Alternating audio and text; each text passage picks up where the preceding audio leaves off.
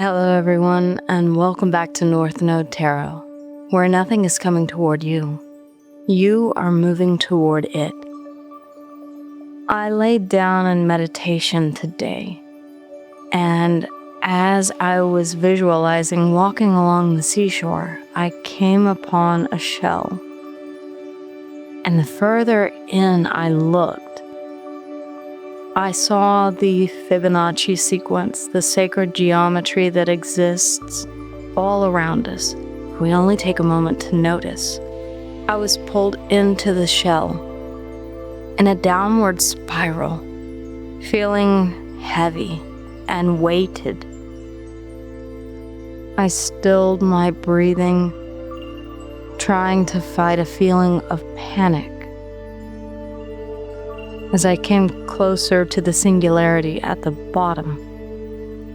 But once there, I could see light on the other side. And emerging, I began the slow and steady circular climb back up through the other side. Some of you are in the middle of a transition. Others of you are in the downward spiral, thinking that there is no other side, only a singularity. I realized that if I tried to fight, there was no way that I could have made it to the other side. This is something that is requiring a sort of supplication, a release of whatever has been holding you back. Allowing something to end and transform, or realizing that there is something that you cannot fight against any longer. It is an inevitability. Once you lay down the fight, once you submit to whatever this current is, whatever this singularity represents to you, you emerge renewed on the other side with a completely different perspective, viewing a completely different reality. This may be metaphorical for some of you. For others of you, there's a feeling as if you try to fight against the inevitable only to wear yourself out.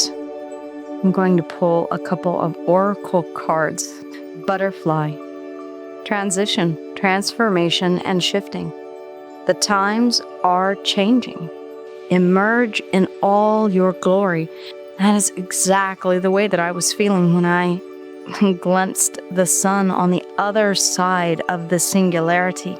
I was not doomed to eternal darkness. I was merely in a transformational state, awaiting this rebirth and renewal. One more card, please. From a different deck, the Shaman's Dream. We have abundance, an abundance of joy. Both cards being the number 13. Strange. Lucky number 13, unlucky for some. Friday the 13th. Abundance, transition, transformation, and shifting. You're shifting into a time of abundance, but there's something that needs to be given up in order for you to receive. I want to see what messages my spirit guides have in general about the vision that I was given. It felt very purposeful, almost reassuring. Sometimes we do need to give up control, or what we believe is control, in order to see change, to see the benefit of releasing our grip on something and allowing the universe to steer our course.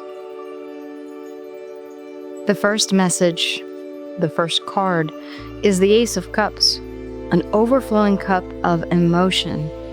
Cancer, Scorpio, and Piscean energy. The Ace of Cups is a brand new beginning or a renewal. It is also the cup that holds all of your emotions. The challenge is the Ten of Wands. A particular emotion has become too much to bear, I feel, or it's weighing you down in some way that makes you feel lethargic. Where should we focus our energy instead, please? Where should we focus our energy instead, please? The Fool, a brand new beginning. Aries and Aquarius energy, Uranus, which is currently in the sign of Gemini. What is the advice, please? What is the advice? The Six of Pentacles, to give freely, to balance time, effort, and energy. The Two of Cups, and the Knight of Wands. For some of you, there is a partnership that you wish to give to or you wish to chase. Not chase in a negative aspect. It seems more of an idealistic version of companionship. One that is reciprocal, one that is not one-sided, one that returns as much as you give to it. Underneath the bottom of the deck in the subconscious energies, the Three of Cups, joy, a reconciliation for some. The King of Cups, Cancer, Scorpio, and Piscean energy, a lot of emotion. And the Ace of Swords, truth, clarity, and epiphany where perhaps before you had none. The Ace of Swords is the master symbol for Gemini, Libra, and Aquarius. If you would please clarify the Ace of Cups, the Two of Swords. Some of you feel cut off from your emotions at this time. I've mentioned before how the Two of Swords has both swords crossed over her chest, over her heart chakra. Perhaps you feel as if emotion feels too heavy at this moment. Emotion of any kind. The Devil, Capricorn energy. And the Hermit. Love is my greatest weakness. That's what I just heard. Virgo energy and the Hermit. Love is my greatest weakness. Emotion is my greatest weakness. Being emotionally vulnerable is something that you may struggle with. You view it as something that is tainted or a shadow aspect of yourself, something that confines you and traps you.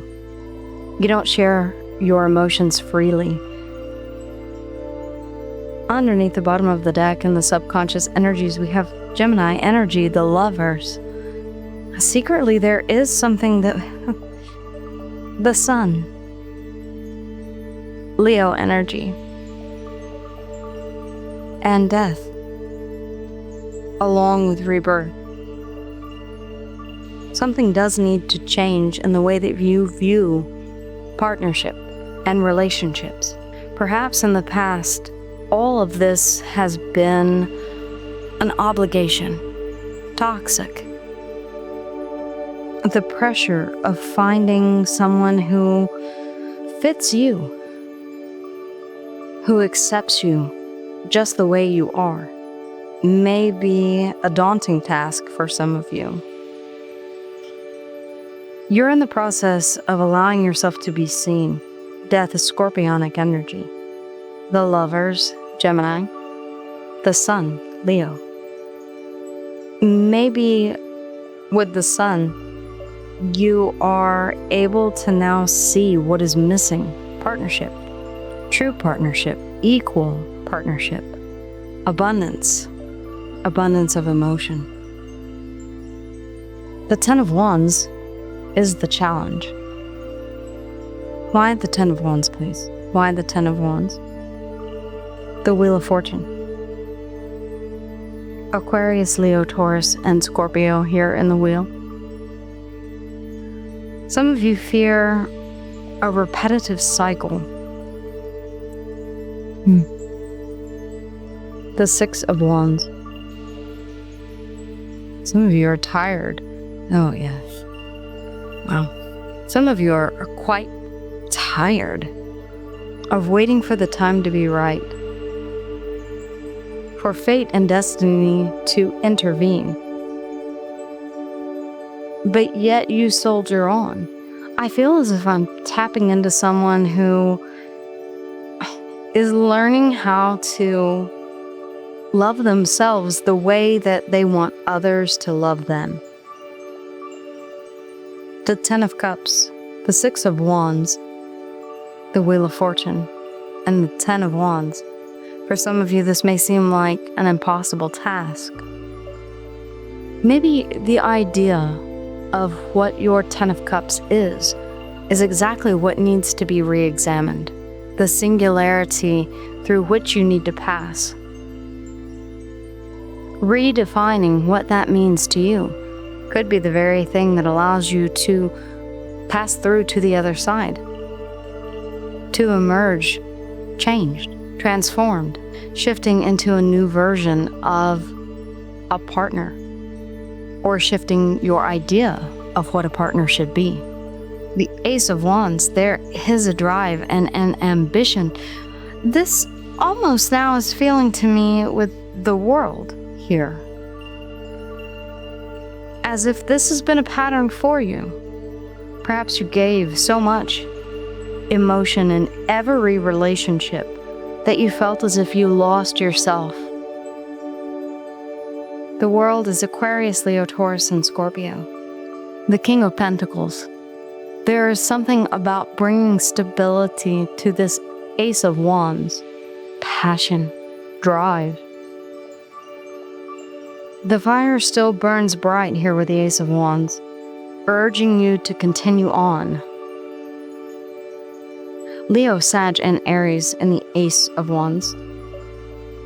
Where we should be focusing our attention is what happens after the singularity that I saw. The light at the other end of the shell, or at the end of the tunnel, as it were. The Fool, Aries and Aquarius energy. There is something here about having the courage, strength. Leo energy. To bring your emotions into light, to stop treating them as if they are something you need to control, or something that you need to keep to yourself because in the wrong hands they're dangerous. The Hierophant, Taurus and Libran energy. Some of you have not wanted to commit because you feel as if you haven't met the right person, and I feel like this is focusing on knowing when to take that leap, when to invoke the strength within you, and when to commit. Some of you are reestablishing your priorities in relationships. I see that this has been, pun intended, an uphill battle for quite some time. Maybe this is something that needs to be released in a painful way. A sort of admittance, an acceptance on your part. That which is meant for me will not pass me by. The Nine of Pentacles. Again, I'm sensing losing yourself in the emotional flow, in the emotional river, in the emotional tide. The same tide that brought that shell onto the beach that I discovered. Maybe it feels as if you're continuously being pulled further and further from shore the deeper you get into a relationship. Your preference is the Nine of Pentacles, hyper-independence, being self-sufficient, relying only on yourself. But your emotions say otherwise, and underneath the bottom of the deck in the subconscious, you're telling me here too. The King of Cups, Cancer, Scorpio, and Pisces. The Page of Swords, you want to know. You dream of. With the Page of Cups, what being emotionally vulnerable with the right person would feel like. This may be a time on this Piscean eclipse, ruled by Neptune, water energy, where you really take a deep look into your emotional vulnerability, your ability to be open and vulnerable with the right person. I do want to read from the Earth Song Oracle, Butterfly, the number 13, both being the number 13, reducing down to a 4. This could very well be repeating 4s that you're seeing. Let's see. Butterfly, the number 13. Transition, transformation, shifting. The times are changing. Emerge in all your glory. Butterfly song. Butterfly is a beacon of powerful growth. Although her beautiful wings are fragile, she represents a miraculous journey of change. Butterfly undergoes an enormous transformation.